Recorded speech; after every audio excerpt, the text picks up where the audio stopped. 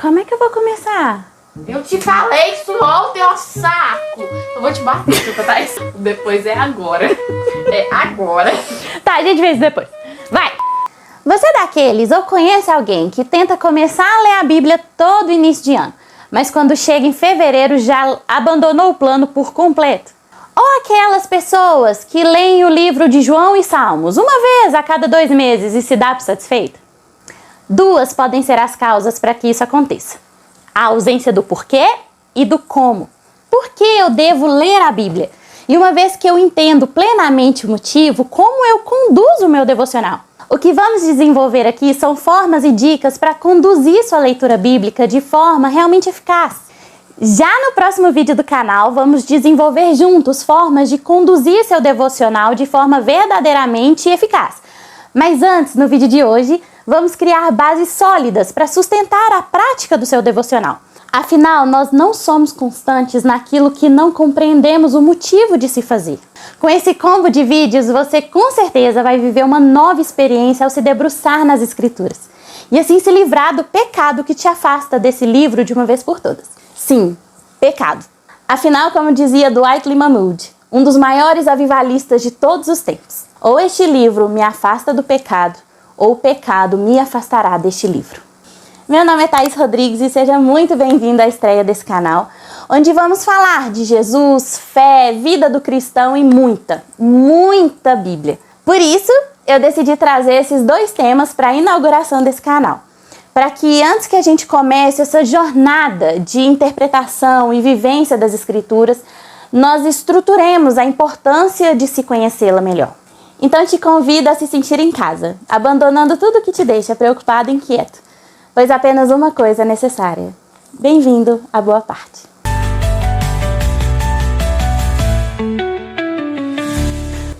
Bom, então antes do como, a gente precisa começar pelo porquê. Por que é tão importante lermos a Bíblia? Algumas convicções que a gente precisa ter sobre a Bíblia são que ela é a revelação de quem Deus é. Deus se revelou a nós através das Escrituras e meditar nas palavras que Ele inspirou é a única forma de conhecê-lo verdadeiramente. Na Bíblia também está contido o plano de Deus para a humanidade. Ao longo de toda a Escritura é desenvolvido o desejo de Deus em nos resgatar do pecado e restaurar a comunhão e o relacionamento que a gente perdeu com Ele. E através dessa reflexão também aqui conhecemos mais um pouco de Deus. Ele se revela um Deus misericordioso, amoroso, mas justo, que passa o Antigo Testamento inteiro demonstrando a incapacidade do homem de sustentar uma vida santa sem o auxílio do Espírito Santo. E como ser humano jamais conseguiria se justificar por seus próprios meios. De Gênesis 1 a Apocalipse 22, nós contemplamos o plano de Deus em nos resgatar da condenação pelo pecado, restabelecer um relacionamento com seus filhos, e tudo isso pela obra de Cristo, que se revela ao longo de toda a Escritura. E uma terceira convicção que precisamos ter acerca da palavra de Deus é que ela também é nosso manual de conduta. Tudo que nós, como cristãos, precisamos saber para viver conforme a vontade de Deus está aqui. A Bíblia possui uma aplicação prática muito palpável do que se refere ao modo de viver do cristão, norteando nossas atitudes e nossas escolhas. Mas a gente encontra um problema quando enxergamos as Escrituras apenas desse jeito, como um manual prático a ser seguido. Imagine você fazendo seu devocional e de repente se depara com o texto de 1 Pedro 1,15. Mas assim como é santo aquele que os chamou, sejam santos vocês também, em tudo o que fizerem, pois está escrito: sejam santos, porque eu sou santo. Se a gente limita a Bíblia a apenas um livro de instruções, você não continua lendo depois de uma passagem como essa. Afinal, quem somos nós para conseguir ser santo igual Jesus, né? Por isso, precisamos ter consciência de 2 naturezas que as Escrituras carregam. A primeira é uma natureza prática, onde reside todos os mandamentos que um cristão precisa cumprir. E uma segunda seria a natureza transcendente. A Bíblia é a pura palavra de Deus. Ela emana a glória do Criador. A palavra de Deus possui poder em si mesma porque ela é a fala do Senhor. Não é apenas um registro de palavras, mas um sussurro que vem direto do céu. Hernandes Dias Lopes diz que a Bíblia tem o hálito de Deus. Nossa, isso é muito lindo, né? Eu acho muito lindo. As Escrituras são o pleno e audível falar do Senhor. Deus falando, Deus calado. Deus falando, Deus calado. Deus falando, Deus calado. A palavra de Deus é então muito mais que uma coleção de livros que nos ensina sobre histórias e leis. Ela é poder. Na sua mão tem uma manifestação do poder soberano de Deus. Não no livro em si, mas naquilo que ele translitera. Eu acho melhor deixar isso claro, porque depois vai que tem gente achando que sai poder da Bíblia mesmo, né? Tipo assim, da Bíblia, assim, poder. Tipo, bate na cabeça de alguém, toma-lhe poder, toma-lhe poder. Não foi isso que eu quis dizer. Toma-lhe poder, toma-lhe poder. Misericórdia, pensou alguém acha isso? Meu Deus. O aplicativo da Bíblia no seu celular carrega essa mesma soberania, viu? Pra deixar muito claro. Mas por quê? Não são palavras comuns, em um registro comum. É o canal que Deus deixou à nossa disposição para conhecê-lo, para ouvi-lo, e uma forma de ter relacionamento com ele. É de fato a transliteração da fala de Deus. Em Hebreus 4:12, as escrituras dizem: pois a palavra de Deus é viva e eficaz, e mais afiada que qualquer espada de 2 gumes. Ela penetra até o ponto de dividir alma e espírito, juntas e medulas, e julga os pensamentos e as intenções do coração. Quando você lê as palavras de Deus, elas leem você. Ela é viva, viva. Ela pulsa, ela te ouve, ela te observa, ela te responde. A palavra de Deus está viva e por isso ela age em você enquanto você a escuta. Enquanto ela fala, a Bíblia trabalha ativamente, te observando, te moldando, porque o próprio Deus está agindo através dela. Deus é tão infinitamente soberano e poderoso que até as palavras que ele inspirou homens a escrever em seu nome carregam parte do que ele é. O poder de Deus exala manifestadamente nas Escrituras. Por isso a gente precisa parar com o péssimo hábito de abrir esse livro para ler na mesma postura que você leria Senhor dos Anéis, ou um livro muito bom de autoajuda, como se fosse algo rotineiro e comum do seu dia. Você vai começar a extrair o potencial da Bíblia quando reverenciar o que ela realmente é e se abrir completamente perante o que ela é capaz de fazer em você. Quando entendemos isso, percebemos com clareza que essas duas naturezas da Bíblia, a natureza prática e a natureza transcendente, se correlacionam de forma harmônica e dependente. A Bíblia possui aquela parte prática que já mencionamos, que é justamente a parte que traz condutas a serem praticadas, formas de agir, de pensar, comportamentos a serem desenvolvidos e outros abandonados. Mas a Bíblia também deixa evidente a nossa incapacidade de realizar sozinhos tudo que ela mesma institui como dever de fazer. Por isso, a necessidade da comunhão com Deus, de ouvi-lo falar, de aprender dele, porque nós só vamos realizar o que a palavra de Deus institui se entendermos que ela também é a fonte que nos capacita a obedecê-la. Porque meditar na palavra de Deus é estabelecer uma comunhão direta com o próprio Deus, que é a fonte. Ou seja, a Bíblia é tanto a fonte do conhecimento quanto a fonte do que é necessário para concretizá-lo. Dela sai o ensinamento, mas também a força para cumpri-lo. Vamos visualizar isso melhor. Pense em um livro de desenvolvimento pessoal como Hábitos Atômicos. Em resumo, ele vai te dar toda a teoria para desenvolver hábitos mais saudáveis, mas você precisa ter atitudes para executá-los. Existem dicas do que você precisa fazer todos os dias para reconstruir todos os seus conceitos e verdades que já existem dentro de você. Um dos ensinos de James Clear é que para desenvolver um novo hábito com eficiência é preciso ajustar os detalhes. Não basta você dizer, vou comer de forma saudável. Você precisa ter planos específicos e detalhados de execução. E essas pequenas práticas aplicadas no seu dia a dia vão moldando a sua constância. Ou seja, você precisa mudar uma atitude concreta até que aquilo se torne natural e não exija mais tanto esforço físico, porque o hábito já vai ter sido desenvolvido. Com a obediência à Bíblia já é outra história. Você pode até aplicar esses princípios para o desenvolvimento da disciplina de se ler a Bíblia todos os dias, por exemplo, se planejando com minuciosidade, determinando um horário todos os dias, quantos capítulos você vai ler, o que você precisa fazer ou o que você precisa deixar de fazer para que a meditação na Bíblia se torne algo intrínseco na sua rotina. Mas a obediência às escrituras não se sustentam dessa mesma forma. Vejamos o que Mateus, capítulo 5, 21 e 22 nos diz. Vocês ouviram o que foi dito aos seus antepassados. Não matarás, e quem matar está sujeito a julgamento. Mas eu digo a vocês que qualquer que se irá contra o seu irmão estará sujeito a julgamento. Também qualquer que disser a seu irmão, racá, será levado ao tribunal. E qualquer que disser, louco, corre o risco de ir para o fogo do inferno. Você pode até tentar, esforçar ao máximo para não ficar nervoso com seu colega de trabalho, com seu vizinho, com seu marido ou com sua esposa. Mas vem aquele dia, e sempre vem, que tudo dá errado. Que você tá frágil ou tá estressado. Aí você toma aquela fechada no trânsito, ou alguém é grosso com você, ou cancela um agendamento que você já estava contando com ele. Irmão, vai ser um massacre. Porque você assassina no seu coração até a 5ª geração de uns 3 num dia só.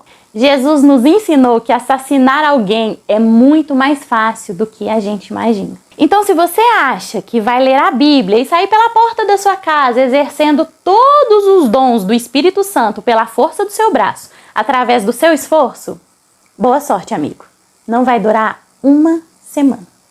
Somos chamados, sim, ao esforço. A gente precisa evitar o pecado, buscar o Senhor, ler a Bíblia, viver uma vida segundo a vontade do Pai, ler a Bíblia. E tudo isso são coisas que exigem força e determinação de nós, sim. Ela só não é o suficiente. Pode dar início a belíssimas manifestações de Deus, mas não vai sustentá-las sozinhas. Quer um exemplo muito prático disso? Eu falava palavrão.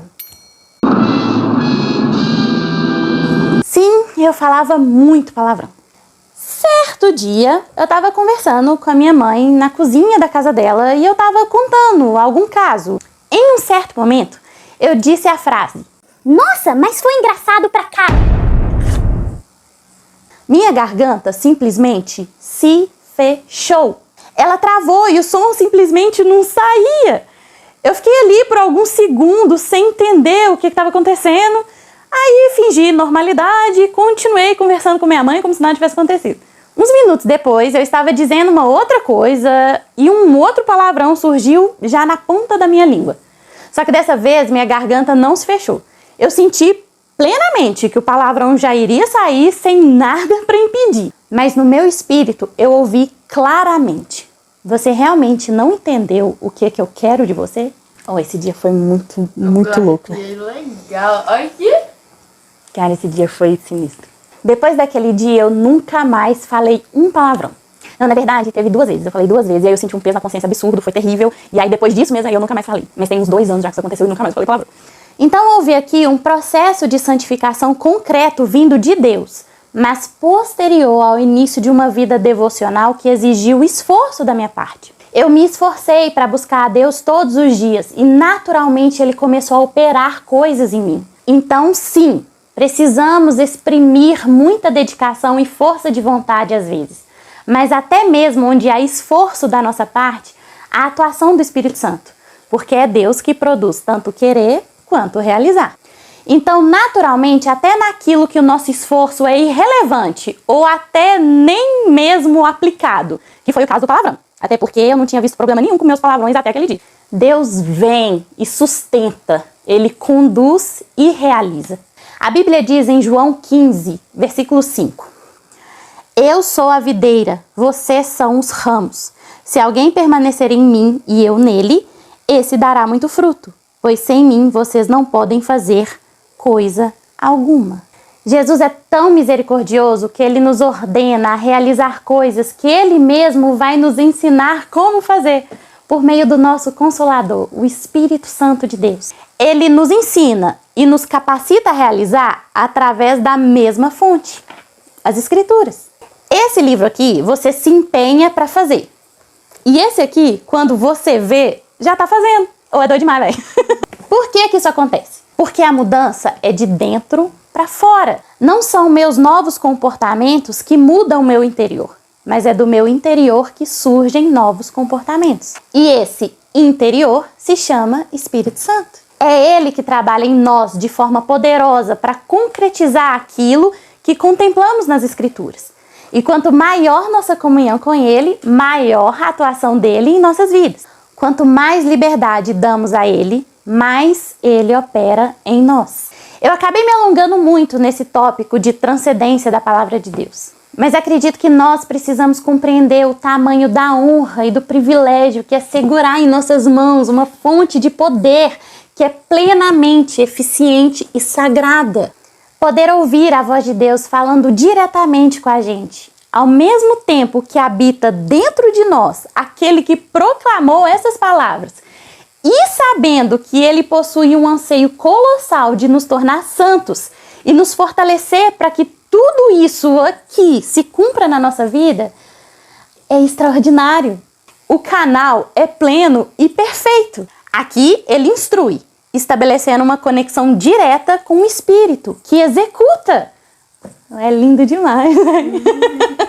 Mas isso acontece na medida que a gente permite. Em Tiago 4,8, a Bíblia nos diz: aproxime-se de Deus e Ele se aproximará de vocês. Quanto maior nossa comunhão com o Senhor e quanto maior nossa disciplina em buscá-lo, maior vai ser a atuação do Espírito Santo na nossa vida. E quanto mais Ele trabalha em nós, mais parecidos com Jesus nós nos tornamos. E aqui chegamos, enfim, à resposta do por que ler a Bíblia? Tudo se resume a Cristo. Nós lemos a Bíblia para nos tornarmos parecidos com Jesus. A W. Tozer escreveu uma vez: a verdade é que aquele homem que caminhou entre nós foi uma demonstração, não da divindade revelada, mas da humanidade perfeita. Assim, podemos ser no mundo como um espelho, o reflexo daquele que foi perfeito, daquele que é a concretização do amor ao próximo, daquele que é a manifestação da pura santidade. Para sermos parecidos com aquele que disse: eu e o Pai somos um. Lemos a Bíblia para conhecermos a Deus, criarmos intimidade com Ele a ponto de sermos um com Ele, para que da mesma forma que Jesus está no Pai, nós também estejamos neles. O processo de se tornar parecido com Jesus constrói intimidade com Deus Pai, o que nos faz conhecê-lo cada vez mais, e constrói a capacitação de realizar tudo que a Bíblia espera que sejamos e façamos. Toda a capacitação que estamos falando há nem sei quanto tempo já, vem justamente do processo de se parecer com Cristo. Esse processo nos proporciona o conhecimento e a intimidade com Deus, além da capacidade de obedecer todos os seus mandamentos. Alguma coisa pareceu familiar?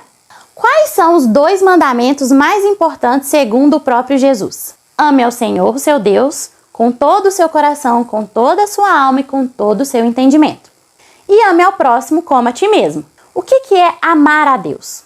Em João 14:21, a gente aprende que amar a Deus significa obedecê-lo. E nós o obedecemos meditando e realizando tudo que Ele nos ordenou segundo a sua palavra. E amar ao próximo como Cristo nos amou é um amor que somos incapazes de praticar sem o auxílio do Espírito Santo. Então a gente precisa daquela capacitação que estamos conversando desde o começo para exercer um amor santo nesse mundo. Pegou? Nós amamos a Deus, obedecendo suas palavras, que conhecemos através das Escrituras. Primeiro mandamento. Nós amamos ao próximo como a nós mesmos através da capacitação que vem do Espírito Santo de Deus. E essa capacitação vem das Escrituras.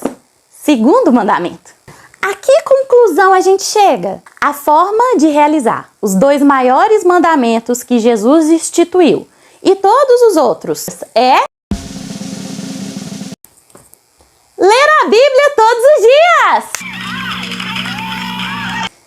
Quando entendemos plenamente que a palavra de Deus é a própria manifestação de Deus, que quando abrimos nossas Bíblias, o hálito do soberano Deus Criador de todas as coisas é exalado diante dos nossos olhos. Aí sim, aí você entende que ler a Bíblia não é uma obrigação, é uma dádiva. E através dessa disciplina espiritual, o próprio Deus age em nós, nos moldando à imagem daquilo que o Senhor nos projetou para ser, o reflexo de Cristo.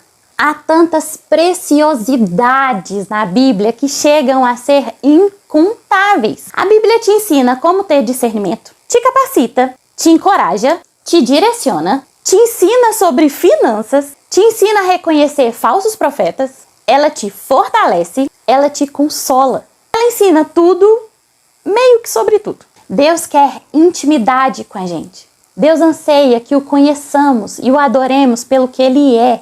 Deus quer santificar a mim e a você. Ele anseia que pareçamos com seu Filho. Por isso, seja qual for o pecado que esteja te impedindo hoje de alcançar todos os tesouros e riquezas que habitam nas Escrituras, ore hoje a Deus para te dar forças para vencê-los. Seja preguiça, desânimo, falta de planejamento do seu tempo. Ore, se esforce e persista. Quanto maior a liberdade que damos ao Espírito Santo de Deus, maior é a regência dele em nossas vidas. Eu me esforcei para ler a Bíblia todos os dias, mas eu não precisei erguer um dedo para deixar de falar palavrão. Hoje em dia, a maior desculpa, entenda-se pecado, é dizer que não se tem tempo para ler a Bíblia. E aqui eu encerro com uma frase que eu ouvi da cantora Lu Alone. Como dizer ao dono e criador do tempo que eu não tenho tempo para ele? Não nos falta tempo, nos falta prioridade. E é isso! Eu espero através desse vídeo que o Senhor opere poderosamente para despertar em você um anseio descontrolado pela palavra dele. Eu garanto, sua vida nunca mais será a mesma. Muito obrigada por ter acompanhado até aqui. Comenta aqui embaixo o que vocês acharam desse vídeo, da inauguração do canal, qual a sua expectativa, sugestões de vídeos. Fique à vontade. E não se esqueça de curtir, se inscrever e dar like no vídeo, essas coisas todas. Vejo vocês no próximo vídeo. Tchau! Glória a Deus! Diretora, bate aqui! A gente podia pensar naquela abertura que eu te falei. Tem uma abertura de uma moça que eu assisti há muitos anos que ela fala assim, ó. Oi, como é que tá do lado daí? Eu acho esse negócio tão legal. Eu posso pesquisar, às vezes o canal dela não existe mais, aí eu posso rodar ideia. Não, mentira, eu sou cristã. Então vamos pensar em outro. Tem o do Iago Martins, do 2 Dedos de Teologia, que ele fala: seja muito bem-vindo ao canal Boa Parte, eu sou Thaís Rodrigues, você está na minha sala. E no vídeo de hoje, muito plágio. Tá bom. A gente pensa nisso depois.